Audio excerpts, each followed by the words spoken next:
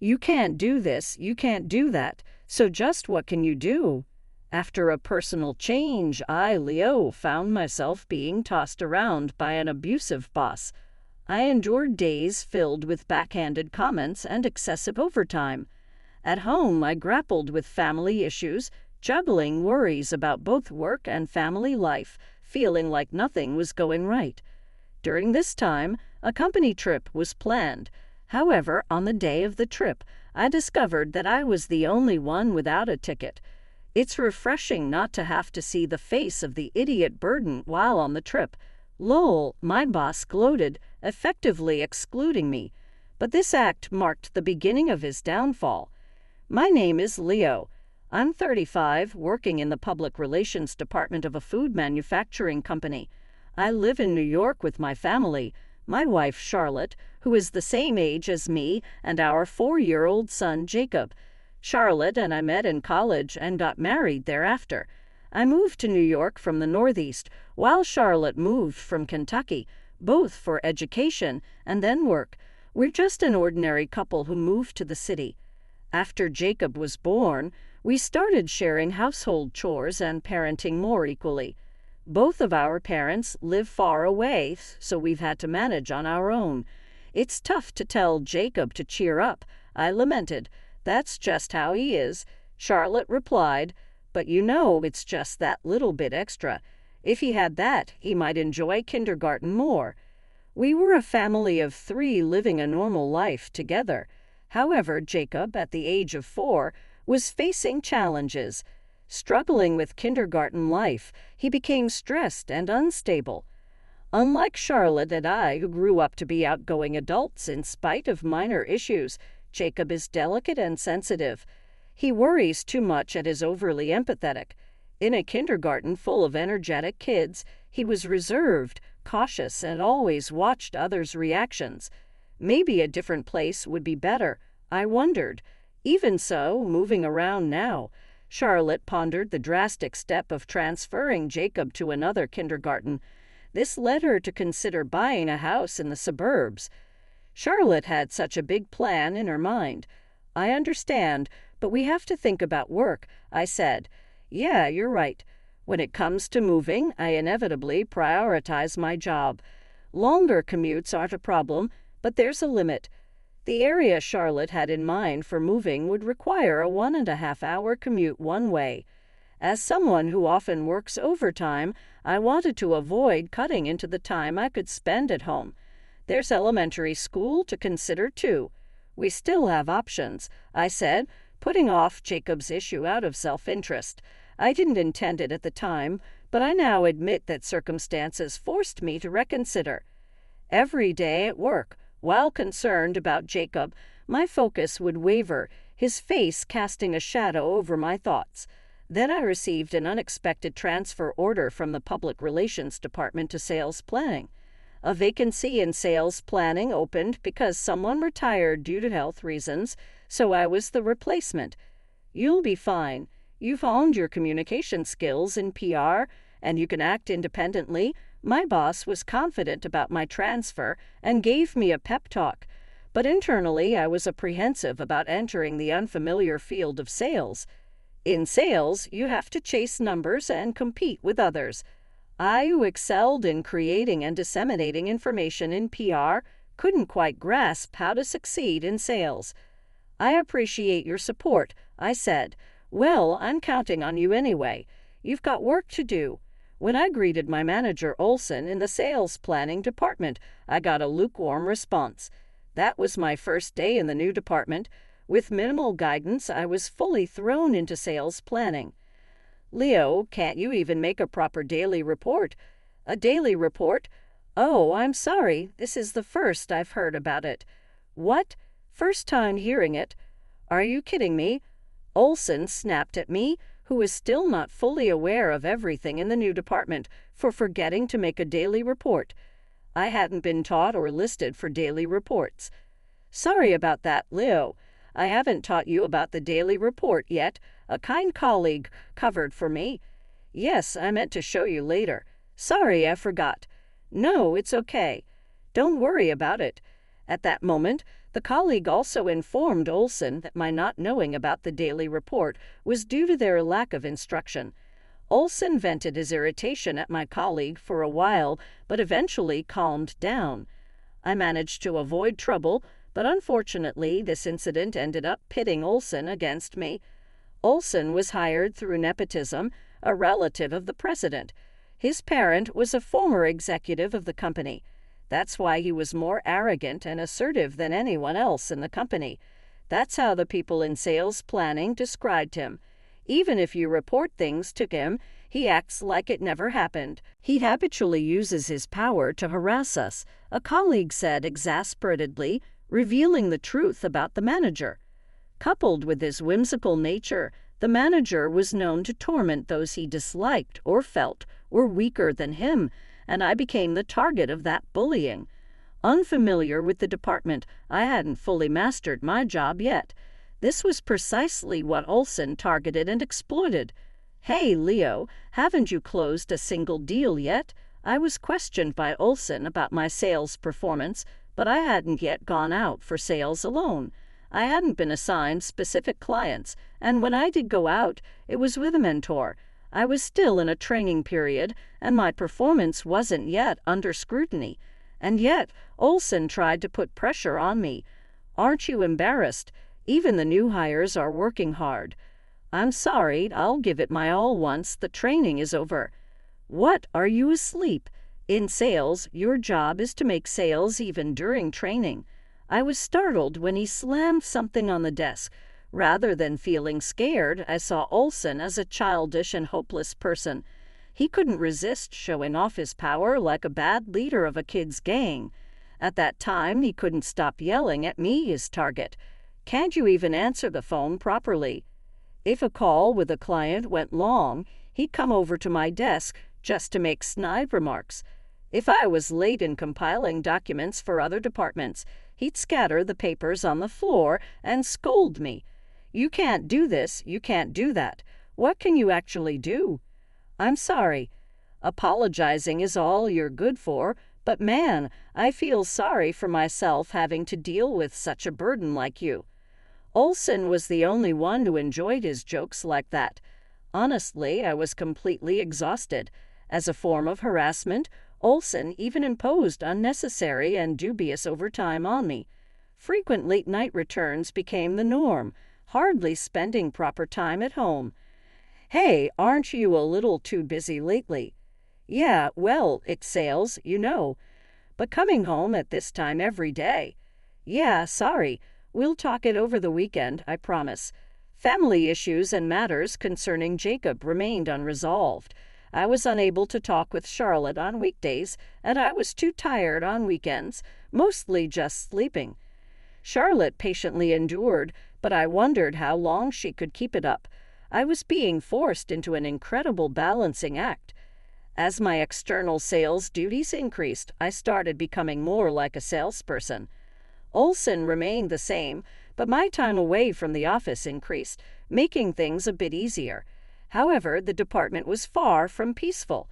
A new employee applied for a leave of absence due to health issues, and everyone around was sure that Olson was the cause. The new hire was burdened with impossible targets and made to perform tasks they'd never done before without any preparation. Despite the support from colleagues, they received miserable treatment. The higher-ups in the company must have heard about what kind of person Olson was, but nothing changed. Well, after all, he's related to the company president. Those in sales planning had long since become disillusioned with Olson. Everyone just focused on their work, losing any desire to communicate normally with him. Then one day a colleague brought up a slightly brighter topic. "Looks like the company trip will be to Kentucky." The company trip, held every few years, was making a comeback after several years. It was a popular event where families could also join, and there was always a rush to sign up. "That's great. Jacob and I will come too." "All right, I'll put you down for participation."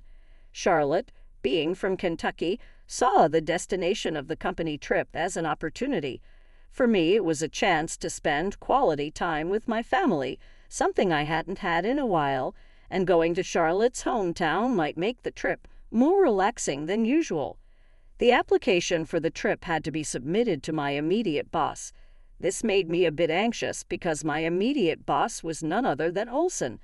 Still, I couldn't imagine him going so far as to sabotage something related to the company trip, and so I submitted the form. By train, right? Yes. On the day of the trip, the meeting place was set at the train station's main terminal. On the way there, Jacob was excited about his first ever train ride on the high-speed rail. Just watching him made me feel good about deciding to join the trip. At the meeting point, we greeted colleagues with our family. Soon the organizer arrived and started distributing tickets, but then an incident occurred. Our family's tickets were missing. "Mr. Leo from Sales Planning? Sorry, did you apply to join?" "Yes, I did," I answered the organizer, realizing we had been tricked. Glancing behind me, I saw Olson smirking. "You're such a scatterbrain. You forgot to apply, didn't you?" "No, I did submit it," I confronted Olson, remembering that I submitted the form in front of him. But he just pointed and said, "You're so stupid." "Dad, can't we ride the train?" Jacob asked. "No, you can't. You and your parents can't ride," Olson said, instead of me, crouching to meet Jacob at eye level, mockingly smiling at my family and me. "Hey, Olson, that's not fair." Jacob burst into tears, and Charlotte tried to soothe him. I, too, was infuriated and yelled at Olson a little, but Charlotte intervened. "It's okay. Let it go," she said, pushing me aside slightly and bowing silently to Olson. "It's fine. Let's get new tickets and go on our own trip." "But it's okay. Let's go," urged by Charlotte, pulling Jacob's hand. We left the company trip group reluctantly. I did as Charlotte suggested and got tickets to Kentucky. It's refreshing not to have to see the face of that idiot on the trip. Lol, the manager gave us a spiteful farewell. Our family saw off the company group and took a later high-speed train to Kentucky. We explored places from Charlotte's childhood and famous sites by ourselves. We stayed at Charlotte's mother's house, relying on her hospitality. My mother-in-law was happy about our sudden visit. "Well, I can't offer much hospitality. Sorry for the sudden visit. Just make yourselves at home," she said. My mother-in-law is the president of a food manufacturing company headquartered in Kentucky. The founders were her parents, and she took over the business 10 years ago. Her husband, my father-in-law, was also involved in the management, but since his passing, she has been running the company as its president. Let Jacob do as he pleases, okay, but don't spoil him. Although busy, my mother-in-law values both her family and her company. She pursues employee welfare and work comfort, also engaging in volunteer activities. She took Jacob around the company, where many employees had children who showed interest in the president's grandson. Jacob, initially cranky, was cheered up by all the attention. It was a good decision to switch to a family trip, as suggested by Charlotte. If we had gone back home, the atmosphere would have been awful. Charlotte also seemed relieved to see Jacob's improved mood. It was supposed to be a company trip, right? That evening, my mother-in-law treated us to a lavish sushi dinner. While enjoying the meal, she casually brought up the events of the day. "It was supposed to be, but it turned into a family trip," I replied, unable to speak the truth. Charlotte explained the morning's incident in my place. She hid her anger and spoke calmly, but recalling the event reignited my fury. "I don't know what to do. My manager is a relative of the company president. Honestly, he's a troublesome person," I said. Looking back, I could have spouted endless complaints, but I restrained myself in front of my mother-in-law. At dinner, focusing on enjoying the time with Jacob was the priority. Once we finished putting Jacob to bed, Charlotte and I had a chance for a real discussion. "I think I should tell you everything," she said. "Everything about Jacob, our future. You've been putting off my mother's request, right?" "Oh, yeah, that's true. Now's our chance to sort everything out. Charlotte held my hand, reminding me how fortunate our family was. We had a place to restart and a job that didn't worry us about money. If there was a chance problems could become more complicated, she wanted to act before that happened. "I won't force you, but we shouldn't hinder ourselves unnecessarily," she advised. Persuaded by Charlotte, I made a decision. I then went to talk to my mother-in-law, who was working before bed. Greeted kindly by her, I briefly shared our situation. "Listen, Charlotte, Jacob, and I are facing some problems." "I know," Charlotte told me. "I'm sorry I haven't been strong enough. Jacob is struggling to fit in at kindergarten, feeling constrained." "I see. I'm targeted by my boss at work. He's a habitual abuser of company power, and I'm his target." I apologized to my mother-in-law and shared everything Charlotte and I discussed, though I couldn't remember the exact order. Finally, I conveyed the decision I had made about the offer she had previously extended. "Even if it seems like running away, I won't make excuses. I'm serious about seizing this opportunity. I'll accept the offer you made." Before I bowed sincerely, my mother-in-law returned a deep bow. Without words, everything was understood. She then thanked me and offered a handshake. "Thank you. I look forward to working with you for a long time." The next day, my mood was unbelievably bright. Thinking ahead made everything so far seem like a lie. "It's big," Jacob said, looking up at my mother-in-law's company's factory. "You can also see the mountains," I replied. That morning, I had been showing Jacob around my mother-in-law's company. Charlotte had gone to meet a classmate, so it was a brief moment of father and son time with my mother-in-law, too. However, I suddenly heard a familiar voice calling me. "Leo, is that you? Why are you here?" I turned around to see Olsen with the company president standing behind him. My mother-in-law had stepped away for a moment, being called by an employee. "Good morning," I quickly greeted them both. "What a coincidence," said the president. "Yes, indeed," I replied. Despite the situation, it was Olsen who seemed uncomfortable, wondering why I, who shouldn't have been there, was present. Given the circumstances he preferred to keep hidden, his expression was downcast. "From next season, they're talking of a business partnership and transactions with this company. We're here to greet in advance, coinciding with the trip," the president explained nonchalantly. "Oh, sorry about that." My mother-in-law hurried back to join the conversation. After brief introductions and exchanging business cards, my mother-in-law smiled. "Olsen, in New York, my son-in-law has been under your care, I hear. I've heard you've been guiding him very strictly." "Yes, your son-in-law?" "Yes, this Leo here, he's my daughter's husband." "I didn't know that." "Well, it's not that big of a deal." My mother-in-law, with her kind smile, subtly revealed some inconvenient truths to Olsen. She referred to the harassment I was receiving as strict guidance and hinted at who I was to check him. But I think there are limits to strict guidance regardless of the times. Yes, as someone from an older generation, I believe harassment under the guise of strict guidance should be stopped. That's a very admirable attitude. Yes, which is why I've concluded we should not do business with a company that condones such harassment. At my mother-in-law's declaration, veiled in an angry smile, time seemed to freeze. About that," the company president, looking perplexed, began to speak, but my mother-in-law, still smiling, shook her head. "I have no intention of changing my mind. I'm so sorry. Let me apologize." In front of my mother-in-law and the president, Olsen suddenly knelt down. "I beg for your forgiveness," he said, touching his forehead to the ground. The company president, realizing the situation, also knelt down. "I apologize for my lack of supervision. Please reconsider." Despite the president and Olsen's apology, my mother-in-law showed no reaction. This stubbornness, or rather this strength, was part of her charm as a company president. Eventually, Olsen turned his kneeling posture towards me, grabbing the hem of my pants, urging me to help persuade my mother-in-law.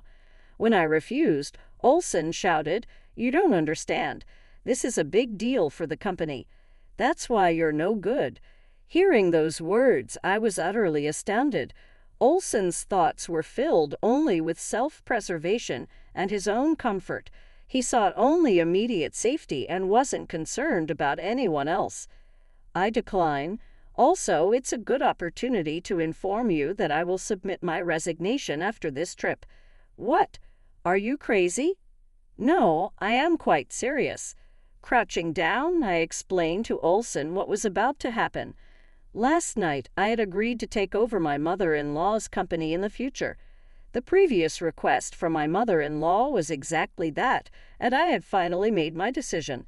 Once my resignation is complete, I will join this company. From then on, I'll work tirelessly for the future. That's impossible. Will you deny it? That's fine. When the time comes, I'll confront you head-on. The company president was the first to react to my determination. Silently, he deepened his bow, increasing the pressure on Olson. Following suit, Olson remained motionless. "I'm sorry, but could you please leave? This is not a place for such unsightly displays." My mother-in-law ended the encounter with her best smile.